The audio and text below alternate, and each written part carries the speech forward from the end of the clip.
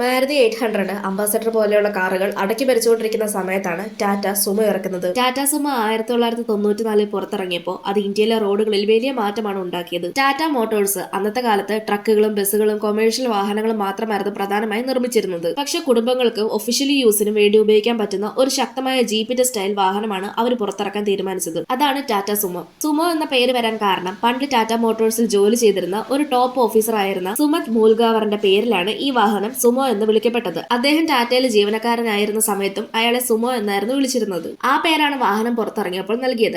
1994 പുറത്തിറങ്ങിയ സുമോവിന് ബോക്സി ഡിസൈനും ഉയർന്ന സീറ്റിംഗ് പൊസിഷൻ, വലിയ ക്യാബിൻ സ്പേസ് ഒക്കെ ഉണ്ടായിരുന്നു. അന്ന് അംബാസഡർ, മാരുതി 800 പോലെയുള്ള സാധാരണ കാറുകളായിരുന്നു റോഡിലുണ്ടായിരുന്നത്. കേരള, തമിഴ്നാട്, നോർത്ത് ഇന്ത്യയിൽ എല്ലായിടത്തും ടാറ്റ സുമോ വളരെ ഫാസ്റ്റ് ആയിട്ട് പോപ്പുലറായി. ഫാമിലി യൂസിന് മാത്രമല്ല, പൊളിറ്റീഷ്യൻസ്, പോലീസ്, ടാക്സി സർവീസിനൊക്കെ ടാറ്റ സുമോ ഉപയോഗിച്ചു. 1990കളുടെ അവസാനം ടാറ്റ സുമോ ഇന്ത്യയിലെ ഏറ്റവും കൂടുതൽ വിറ്റഴിക്കപ്പെട്ട SUV ആയി. ഗ്രാമങ്ങളിലും നഗരങ്ങളിലും ഒരുപോലെ ഇതിന് ഡിമാൻഡ് ഉണ്ടായിരുന്നു. 2000 Tata sumo Victor, Tata sumo gold പോലെയുള്ള വേർഷൻസും പുറത്തിറങ്ങി. പക്ഷെ 2019 ടാറ്റ മോട്ടോഴ്സ് എമിഷൻ റൂളായ BS4 കാരണമാണ് ടാറ്റ സുമോ പ്രൊഡക്ഷൻ സ്റ്റോപ്പ് ചെയ്തത്. പക്ഷെ ഇന്നും ഇന്ത്യൻ റോഡുകളിൽ സെക്കൻഡ് ഹാൻഡ് ആയിട്ടുള്ള ടാറ്റ സുമോ കാറുകൾ നമുക്ക് കാണാൻ സാധിക്കും. നിങ്ങൾക്ക് ടാറ്റയുടെ ഏറ്റവും ഇഷ്ടമുള്ള കാർ ഏതാണെന്ന് കമന്റ് ചെയ്യൂ. ഇതുപോലെയുള്ള കൂടുതൽ വീഡിയോസ് കാണാനായി ചാനൽ സബ്സ്ക്രൈബ് ചെയ്യാനും ഇൻസ്റ്റഗ്രാമിൽ ഫോളോ ചെയ്യാനും മറക്കല്ലേ.